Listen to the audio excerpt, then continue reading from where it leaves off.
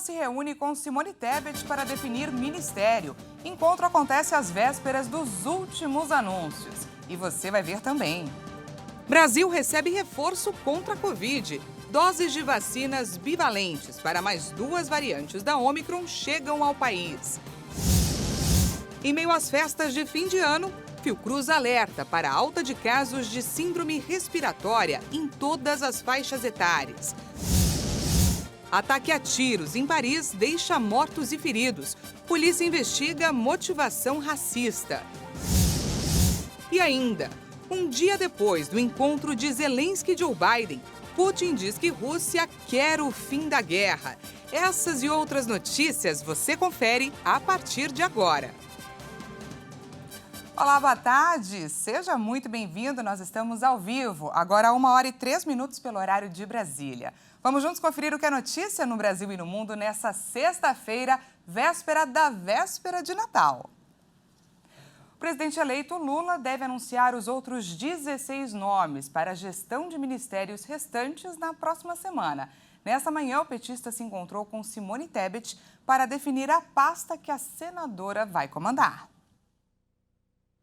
O presidente eleito Luiz Inácio Lula da Silva deve anunciar até a terça-feira os nomes dos escolhidos para assumir o comando dos ministérios restantes. Até agora já foram anunciados 21 ministros do seu governo, que vão tomar posse no próximo dia 1º de janeiro. Segundo o futuro chefe da Casa Civil, Rui Costa, o terceiro governo Lula vai ser dividido em 37 pastas.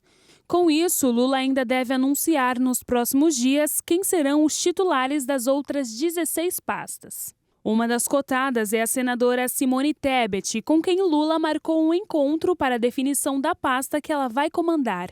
As áreas de planejamento e meio ambiente são as cotadas como favoritas para a ex-candidata à presidência, que acabou apoiando e fazendo campanha para Lula no segundo turno. Apesar disso, a pasta do meio ambiente pode ficar com Marina Silva.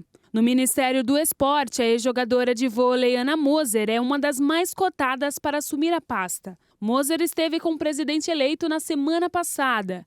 Ela é fundadora do Instituto Esporte e Educação, mas não é filiada a nenhum partido político. O presidente eleito deve passar o Natal em São Paulo e, na segunda-feira, pretende retornar a Brasília para concluir a montagem do futuro governo. O Congresso Nacional aprovou o orçamento de 2023 com Bolsa Família de R$ 600 e salário mínimo de R$ 1.320.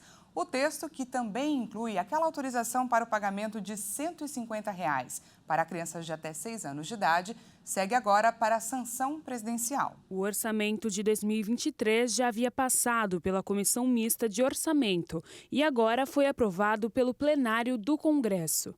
O texto prevê o pagamento de R$ 600 do Bolsa Família em 2023 e um adicional de R$ 150 por criança de até 6 anos. E o salário mínimo no ano que vem vai passar para R$ 1.320. A votação do orçamento acontece um dia após a promulgação da chamada PEC da Transição, que abriu espaço no orçamento para essas despesas por meio da alteração da regra do teto de gastos. A proposta de emenda à Constituição liberou R$ 145 bilhões em despesas dos ministérios no ano que vem, além de mais recursos para investimentos. Outra conquista programada é a reserva de R$ 11 bilhões adicionais para conceder reajuste de 9% a servidores do Poder Executivo em 2023, equiparando-os aos funcionários do Poder Judiciário. O orçamento prevê ainda a destinação de ao menos R$ 22 bilhões e 700 milhões a mais para o Ministério da Saúde, valor reivindicado pelo grupo técnico da transição do governo eleito para recompor os recursos de programas da pasta, como farmácia popular, e de mais de R$ 11 bilhões para a educação. O orçamento aprovado eleva para mais de R$ 70 bilhões a previsão de investimentos do Executivo em 2023. O valor de emendas parlamentares ficou em R$ 38 bilhões. Cumprimos a obrigação, seria muito ruim se não fosse aprovado, e aprovamos um ambiente de muita conciliação, com pouquíssimas divergências, todas sanadas e dirimidas. Então é uma etapa importante do Congresso Nacional. E agora a gente fala sobre o Auxílio Brasil, porque hoje é o último dia de pagamento desse auxílio e também do Auxílio Gás para os beneficiários com final zero do NIS. Quase 70 mil brasileiros foram inseridos no pagamento deste mês de dezembro. Só no mês de dezembro, 21,6 milhões de brasileiros foram contemplados com a parcela de R$ 600. O número é um recorde do programa de transferência de renda, com 67 mil pessoas a mais em relação a novembro. Segundo o Ministério da Cidadania, o investimento no mês ultrapassou os 13 bilhões de reais. E o Auxílio Gás foi pago a 5.950.000 famílias. O benefício, que é bimestral, equivale ao valor médio nacional do botijão de gás de cozinha de 13 quilos. O valor investido em dezembro soma pouco mais de 667 milhões de reais, com um repasse de R$ 112 para cada família. Vale lembrar que esses dois auxílios continuam no próximo ano. Já os benefícios dos taxistas e caminhoneiros, criados por causa dos impactos da alta dos combustíveis, terminaram neste mês, após o pagamento de 6 parcelas de R$ 1.000, de julho a dezembro. Ao todo, foram contemplados 387.283 caminhoneiros e 305.249 taxistas. De acordo com o governo federal, os pagamentos tiveram um custo de 7,4 bilhões de reais aos cofres públicos. E para quem pretende quitar dívidas, atenção, hoje é o último dia do feirão Serasa Limpa Nome. Vale lembrar que os descontos podem chegar a 99% nas renegociações de dívidas. Os participantes do feirão Serasa Limpa Nome podem pagar as dívidas via Pix e ter descontos de até 99% no valor dos débitos. O feirão reúne 267 parceiros, como bancos, telefonia, varejo, universidades e outros segmentos. Segundo a Serasa, juntos eles oferecem mais de 250 milhões de ofertas, com descontos em dívidas atrasadas ou negativadas, que podem ser negociadas em até 3 minutos. As negociações estão disponíveis nos canais digitais do Serasa. O feirão online começou em 1º de novembro. No mês passado, foram mais de 4,5 milhões de negociações, 60% maior que outubro e 18% a mais do que no mesmo mês do ano passado. Foram dados 12 bilhões de reais de descontos em 4 semanas. As empresas de telecomunicação, securitizadoras e varejo lideram o ranking de acordos fechados. A maioria dos acordos foi realizado por consumidores na faixa etária dos 31 a 40 anos de idade e por mulheres. Uma pesquisa da Serasa, feita com 2.800 pessoas, mostrou que 64% delas planejam pagar as dívidas e contas básicas com o 13º salário. Em outubro, a inadimplência no Brasil chegou à marca de 69 milhões de pessoas com nome negativado, segundo o mapa da inadimplência e negociações de dívidas da Serasa. O montante de dívidas da população chega a 301 bilhões e meio de reais e o valor médio das dívidas por pessoa totaliza R$ 4.365. E agora vamos falar de saúde, porque o Ministério recebeu hoje o primeiro lote das vacinas bivalentes da Pfizer para as variantes BA.4 e BA.5. Mais 5 lotes devem ser entregues até o próximo domingo. A primeira entrega contempla 1.100.000 doses do imunizante bivalente contra a Covid-19, que protege contra a cepa original do coronavírus e também contra as subvariantes Ômicron BA.4 e BA.5. Essa é a primeira entrega da Pfizer para essas variantes. Está prevista a chegada de mais 5 lotes desta vacina até domingo. Os imunizantes bivalentes da Pfizer foram aprovados pela Agência Nacional de Vigilância Sanitária no dia 22 de novembro. Consideradas de segunda geração, as vacinas foram elaboradas para oferecer proteção extra contra a Ômicron e suas subvariantes. São 2 tipos de vacinas bivalentes. Uma protege contra a cepa original e também contra a subvariante Ômicron BA.1, que já foram entregues entre os dias 9 e 16 de dezembro. E agora, essa outra remessa oferece proteção contra a cepa original e também contra as subvariantes Ômicron BA.4 e BA.5. O Ministério da Saúde ainda não informou quando as doses vão ser entregues aos estados e municípios e qual deve ser a estratégia de vacinação. O lote deve passar por avaliação e depois disso passa a ser distribuído. A Fiocruz apontou alta de casos de síndrome respiratória em todas as faixas etárias. Das 27 unidades federativas, 20 registram aumento na tendência de longo prazo. Com a chegada das festas de fim de ano, cresce a preocupação com o aumento dos casos de síndrome respiratória aguda grave no Brasil. A Fundação Oswaldo Cruz destaca que o público adulto ainda é o mais afetado, mas o novo boletim Infogripe aponta que as infecções vêm atingindo todas as faixas etárias. Na tendência de longo prazo, 20 das 27 unidades federativas observam um aumento moderado, consistente com internações por Covid-19.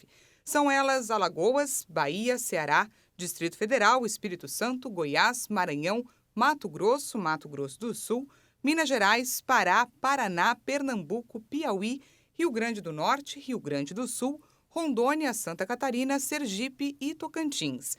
O levantamento tem como base a semana epidemiológica entre 11 e 17 de dezembro, com dados inseridos no sistema do Ministério da Saúde até o dia 19 de dezembro.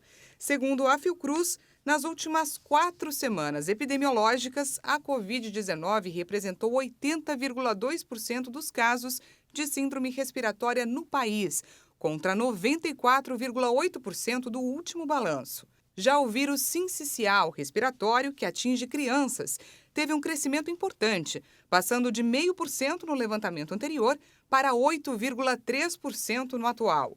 Ele tem sido especialmente notado em São Paulo, Paraná, Santa Catarina, Rio Grande do Sul e no Distrito Federal. Diante desse cenário, a coordenadoria do Infogripe pede cautela e medidas de prevenção, como o uso de máscaras adequadas no transporte público, locais fechados ou mal ventilados e com aglomerações. Veja a seguir, ataque a tiros em Paris deixa mortos e feridos. Polícia investiga motivação racista.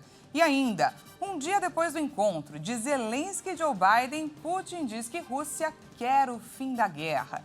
Nós voltamos já, não perca!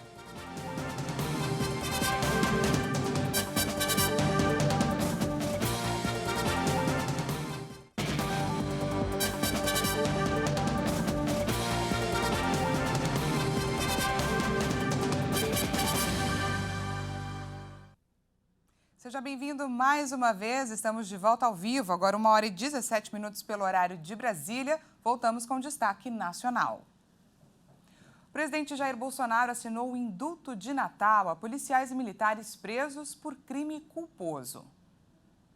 O decreto assinado por Bolsonaro concede perdão de pena para policiais civis, militares, federais e bombeiros presos.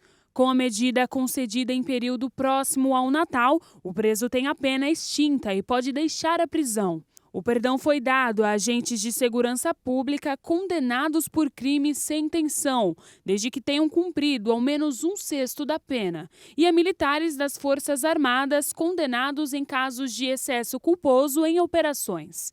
O benefício também pode ser dado a presos com doenças graves ou deficiências e idosos. Pela Constituição, o indulto pode ser estendido a brasileiros e a estrangeiros que não tenham cometido crimes com grave ameaça ou violência. Condenados por crimes hediondos como tortura, tráfico, organização criminosa e lavagem de dinheiro não podem ser beneficiados. O indulto é solicitado por advogados e defensores públicos à Justiça por meio da expedição do alvará de soltura. O ato, publicado neste ano, segue os moldes dos indultos concedidos nos primeiros anos de governo, quando Bolsonaro concedeu perdão de pena a agentes de segurança.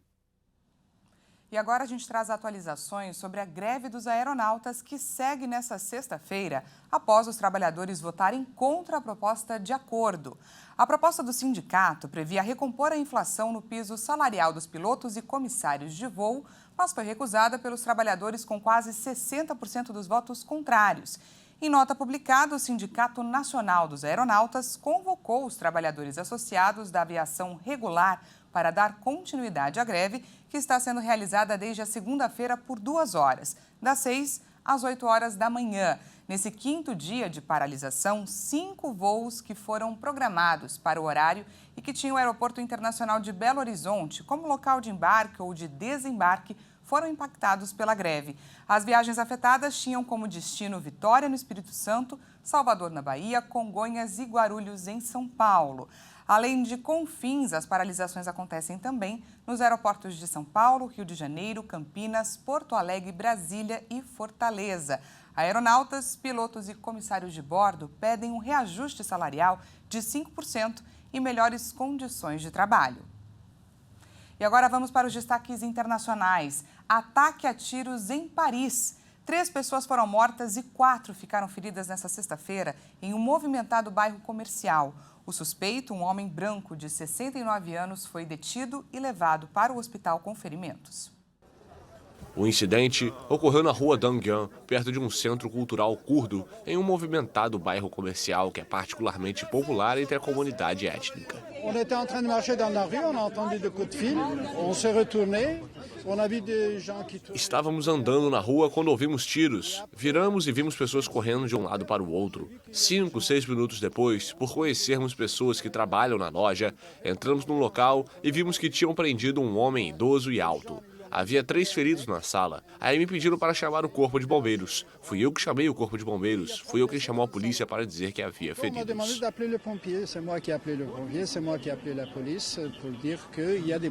Uma investigação foi aberta por homicídios dolosos e violência com agravante.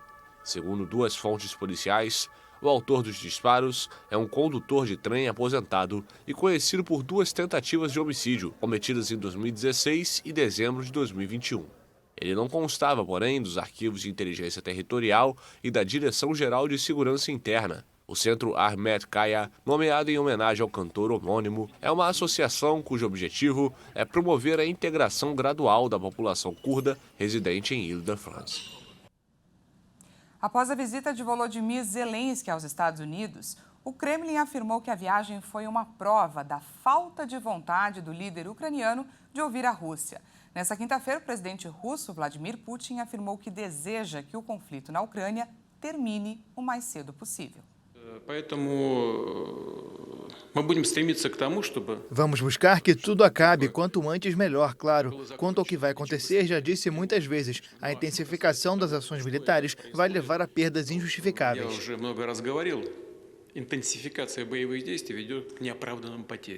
Zelensky obteve a promessa de um grande pacote de ajuda e novas entregas de armas que incluíram pela primeira vez o sistema de defesa antiaérea Patriot. A presidência russa criticou horas antes que nem o presidente americano nem o ucraniano tinham feito chamados de paz.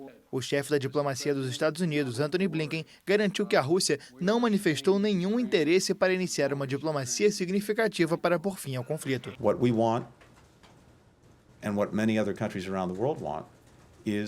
O que nós e muitos outros países do mundo queremos é uma paz que, em última instância, seja justa e duradoura, e que não simplesmente ratifique que outro país se apodere pela força do território de outro. Duradouro no sentido de que queremos nos assegurar de que se mantenha e não estejamos simplesmente botando a Ucrânia em uma posição que a Rússia vai repetir o que fez em 1 mês, 6 meses, 1 ano depois.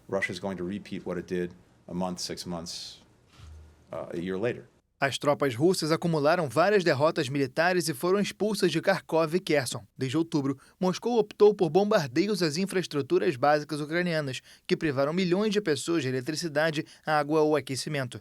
O exército russo confirmou que o objetivo das forças na Ucrânia era tomar o controle da totalidade da região industrial de Donetsk.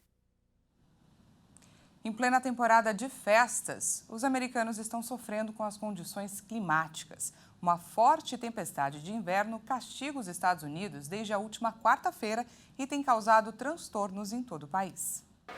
O Serviço Meteorológico dos Estados Unidos advertiu nesta quinta-feira sobre uma tempestade de inverno única em uma geração, que ameaça estragar os planos de viagem de milhões de americanos neste Natal. As companhias aéreas já disseram que os viajantes devem se preparar para atrasos e cancelamentos, principalmente nas cidades de Minneapolis, St. Paul, Chicago e Denver. A tempestade é resultado de uma frente fria do Ártico que atingiu o centro do território americano na última quarta-feira. É esperado que o fenômeno cruze o centro-oeste e siga em direção à costa leste no final de semana. O boletim do Serviço Meteorológico também alertou para o vento congelante, com temperaturas de até 40 graus negativos e pediu precauções. Em alguns lugares, os termômetros podem cair até menos 56 graus. O Coliseu de Denver foi aberto para servir como um centro de aquecimento, pois a capital do Colorado pode registrar temperaturas de até menos 26 graus. Já em Nova York, há a possibilidade de rajadas de ventos de mais de 105 km por hora e temperaturas de até 12 graus negativos. Em pronunciamento nesta quinta-feira, o presidente Joe Biden pediu cuidado e até aconselhou os americanos a desistirem de viajar. Por favor, leve essa tempestade muito a sério. Não sei se os chefes de vocês vão deixar, mas se vocês têm planos de viagem, desistam agora. Não é uma piada. De acordo com relatórios da Administração de Segurança de Transporte, o volume de viagens nesta temporada de festas está próximo aos níveis registrados antes da pandemia. Essa edição fica por aqui. Muito obrigada pela sua companhia, mas eu não me despeço porque daqui a pouco, a 1h50, eu volto com mais informações para você. Até lá!